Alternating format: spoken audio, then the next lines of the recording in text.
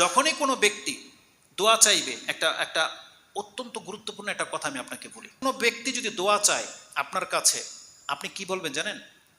সে যদি বলে আপনি আমার জন্য দোয়া করেন আল্লাহ যেন আমাকে সুস্থ করে দেয়, আপনি বলবেন আল্লাহ তুমি আমাকে এবং ভাইকে সুস্থ করে দাও। সে যদি বলে আপনি আল্লাহর কাছে দোয়া করেন আল্লাহ যেন আমাকে ক্ষমা করে দেয়, আপনি বলবেন আল্লাহ তুমি আমাকে এবং আমার ভাইকে ক্ষমা করে দাও। কেন আপনি নিজেকে প্রথম নিয়ে আসবেন? এটা হচ্ছে রাসূল ইসলামের আদর্শ। কোরআন হাদিস আমাদেরকে এটাই শিক্ষা দেয়। উম্মে সালামা রাদিয়াল্লাহু তাআলা তিনি বলছেন যে আবু সালমা মারা গেছে, ইয়া রাসূলুল্লাহ আমি আবু সালমার জন্য কিভাবে দোয়া করব? তখন তিনি বলছেন কুলি তুমি আল্লাহর কাছে বলো আল্লাহুম্মা গফিরলি ওয়া লি আবি সালামাতা, আল্লাহ তুমি আমাকে এবং আবু সালমাকে ক্ষমা করে দাও।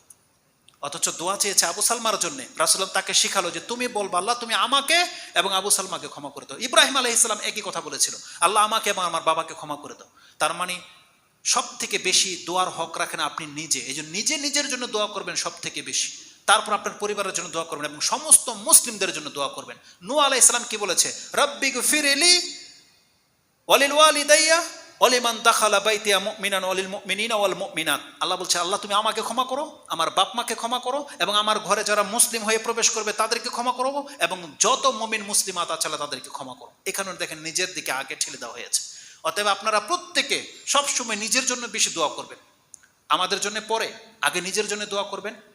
আরেকটা চমৎকার যুক্তি দেখাই আপনাকে। সালাতে আত্তাহিয়াতুর মধ্যে কি পড়েন?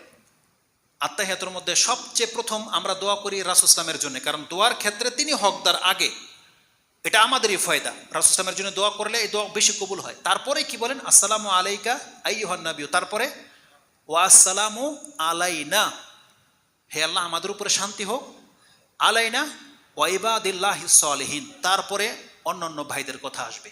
যে আমরা প্রত্যেকটা নামাজি কিন্তু এই দোয়া করি আল্লাহ তুমি আমার উপরে শান্তি দাও এবং আমাদের সমস্ত হকের পথে যারা আছে ইবাদিল্লাহিস সালিহিন, আল্লাহ সৎকর্মশীল বান্দাদেরকেও তুমি আল্লাহ সালাম দাও। এটা এমন একটা জায়গা সুবহানাল্লাহ যে প্রত্যেকটা নামাজি সৎ ব্যক্তিদের জন্য দোয়া করে। যেন আমরা সৎ হওয়ার চেষ্টা করব, তাহলে পৃথিবীর যেখানে যারা সালাত আদায় করতেছে তাদের দোয়ার হকদার আপনি হয়ে যাবেন। আল্লাহ যেন আমাদেরকে বোঝার এবং সে অনুযায়ী আমল করার তৌফিক দান করে। আসসালামু আলাইকুম ওয়া রাহমাতুল্লাহি ওয়া বারাকাতুহু। সুবহানাকাল্লাহুম্মা রাব্বানা ওয়া বিহামদিকা আশহাদু আল্লা ইলাহা ইল্লা আনতা আস্তাগফিরুকা ওয়া আতুবু ইলাইক। জি।